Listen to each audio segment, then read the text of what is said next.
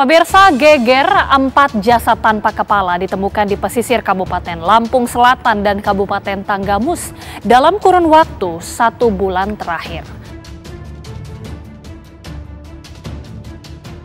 Bahkan bisa dikatakan bagian kepala itu cenderung yang sudah tidak ada. Jasad-jasad ini bisa dibilang adalah jasad anonim karena belum ada yang datang ke polisi untuk mengklaim kenalannya yang hilang.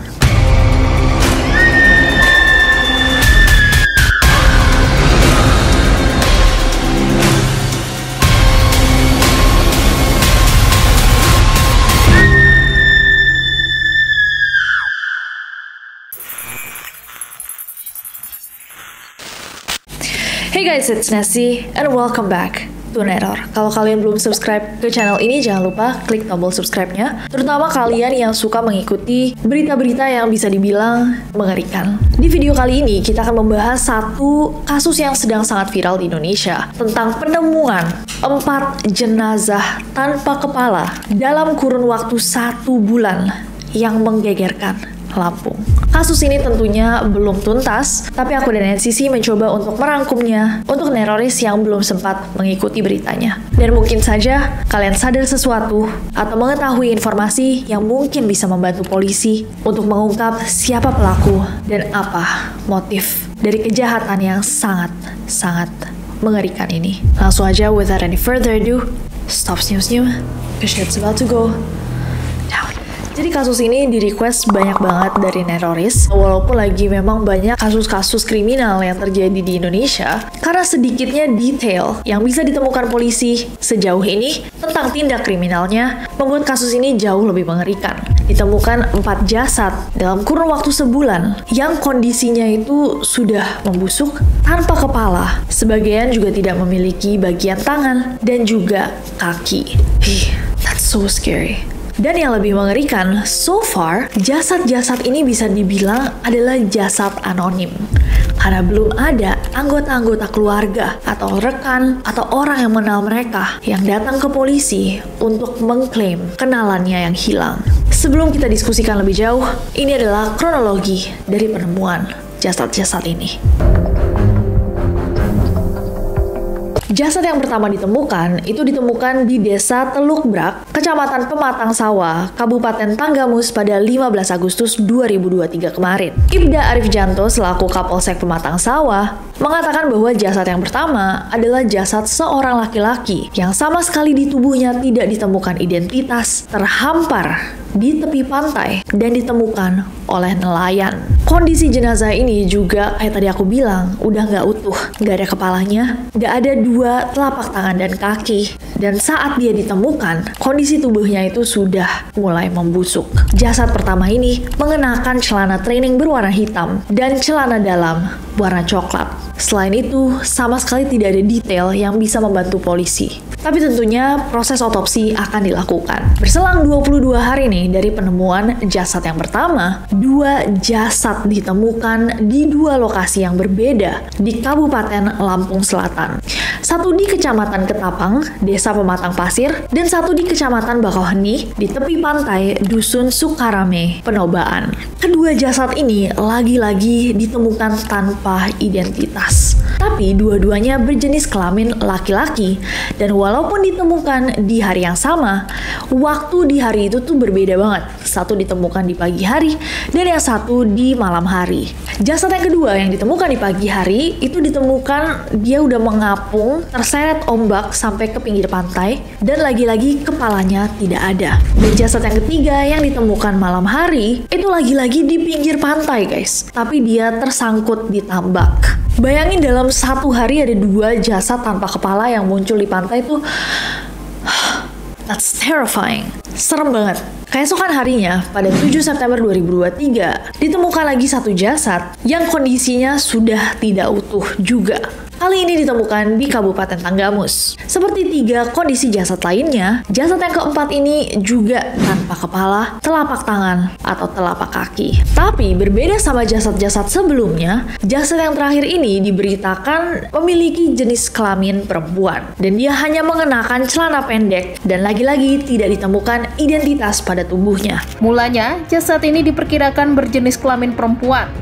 Tapi setelah diidentifikasi ternyata berjenis kelamin laki-laki. Detail tambahan yang didapat dari jasad yang terakhir ini adalah dia sudah meninggal lebih dari 1 bulan.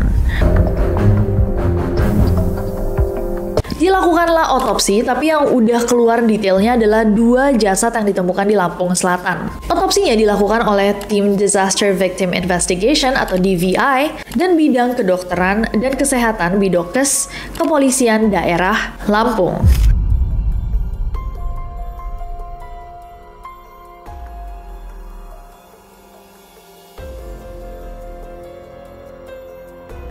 Dan berdasarkan hasil otopsi sementara, tim yang melakukan otopsi itu menemukan ada luka pada kedua kaki jenazah. Luka-luka yang didapat hanya sekilas ya untuk pemeriksaan tersebut, keduanya di daerah kaki.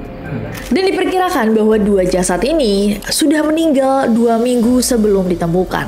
Dan detail yang lebih menarik adalah 2 jasad yang ditemukan, kan dua-duanya laki-laki. Ditemukan bahwa tingginya satu itu 157 cm dan yang satu lagi itu sekitar 163 sampai 174 cm. Kedua jenazahnya diperkirakan berusia 30 sampai 50 tahun dan ditemukan feses di tubuh mereka yang berarti mereka sempat makan sebelum dihabisi. Kapolda Lampung, Irjen Helmi Santika saat ini masih melakukan investigasi bersama timnya untuk menyelidiki lebih lanjut kasus jasad-jasad yang ditemukan ini. Dan Irjen Helmi juga meminta warga yang memiliki informasi sekecil apapun untuk mengontak pihak kepolisian. Dan yang terakhir, satu-satunya detail yang mungkin bisa menjadi misteri jatuhnya ya di kasus ini adalah one of the only details on the bodies. Cuma beberapa detail kecil nih di jasad-jasad ini yang merupakan kaos yang dikenakan. Bisa dibilang ada satu kaos yang menjadi misteri karena dia bukanlah brand atau merek yang cukup umum untuk dipakai. Satu kaos bertuliskan Mamai Zahra dan ada tulisan Mimi Atar di bagian belakang kaosnya. Nah, selain 2 tulisan ini, juga ada gambar kapal dengan nama Sinar Intan di bagian tengah kaosnya.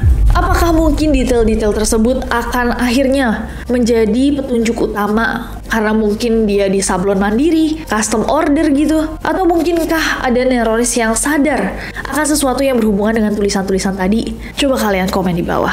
This is wild karena detailnya sangat-sangat dikit ya. Jasad pertama pakai celana training hitam.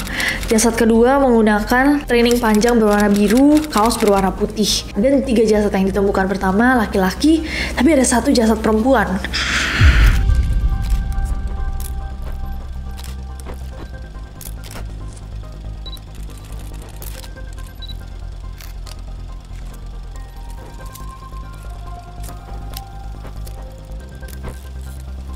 Apakah pemilihan korbannya random? Atau mungkinkah mereka punya hubungan sama orang yang menghabisi mereka? Mungkinkah mereka terlibat kontrak? Atau mengetahui hal yang mestinya mereka tidak ketahui? Atau lagi-lagi mungkinkah mereka dipilih secara random? Dan memang ada beberapa teori liar yang dilanturkan oleh publik. Seperti asumsi adanya seorang serial killer yang mungkin masih mencari korban-korban lainnya. Atau mungkinkah kejadian ini adalah hasil dari sebuah ritual? Ritual yang mungkin membutuhkan tumbal? Atau mungkinkah mereka semua dihabisi karena mengetahui sesuatu atau memiliki relasi dengan sang kriminal? Kalau melihat bahwa mereka semua terdampar di pantai, mungkinkah mereka ini dihabisi di tengah laut lalu ditenggelamkan? Makanya waktu antara mereka ditemukan dan waktu meninggalnya itu cukup lama. Tapi jika asumsi itu benar, mereka dihabisi di tengah laut dan kebetulan mereka lah yang terdampar di pantai. Masih adakah korban-korban lainnya? Dan cukup misterius menurut aku bahwa belum ada nih orang-orang yang maju untuk mengklaim bahwa jasad-jasad ini mungkin adalah anggota keluarganya atau rekannya. Bagaimana 4 orang ditemukan tanpa kepala tapi tidak ada yang mengakui? That's crazy. Ada 10 atau 11 ya tadi itu yang sudah menghubungi nomor hotline di Polres Tanggamus. Mereka ada yang dari Sumut, Jawa Timur, Kemiling, Lampung sendiri, juga ada dari Jawa, dan juga dari Jakarta juga sudah ada. I think one thing that is sure, aku melihat ada komen-komen yang mengatakan sebagai masyarakat yang ada di Lampung dan juga melewati rute-rute di mana jasad-jasad ini ditemukan, banyak sekali orang yang berharap bahwa pihak kepolisian atau pihak berwajib itu menindak keras premanisme yang sangat merajalela di Lampung. Banyak juga orang yang mengatakan bahwa mereka sangat anxious atau sangat cemas gitu ya saat ini karena penemuan jasad-jasad ini. Satu hal yang kita lihat dari patternnya adalah mereka tuh sengaja menghilangkan telapak tangan supaya sidik jari tidak bisa ditrace ya. Seperti kasusnya siapa? Setiabudi. Oh iya, Setiabudi 13 dihilangin kan? Ya. Jadi aku duga bahwa ini adalah pengakhiran hidup terencana karena dia mengeliminasi bisanya tes DNA dengan tidak adanya kepala, tidak bisa biometrik, rambut juga tidak bisa dicek, sidik jari dihilangkan, dan mereka ditenggelamkan berharap hilang saja gitu, tidak akan ketemu ya jasadnya. Tapi kalau misalkan memang disengaja agar mereka terdampar di pantai Taskana,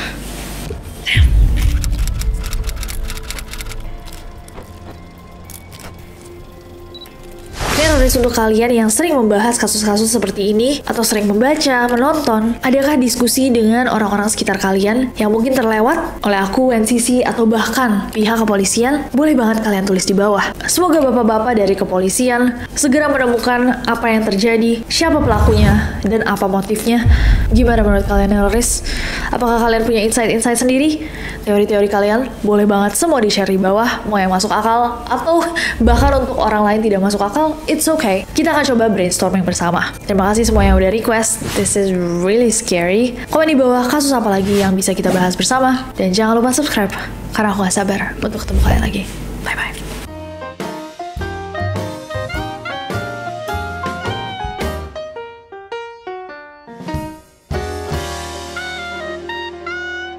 Kepala Kepolisian. Oke. Pematang sawah Ibda. Pematang sawah Ibda Arifjanto atau sawah Ibda Arifjanto. Kita kan cuma brainstorming di sini. Nggak enak omongannya.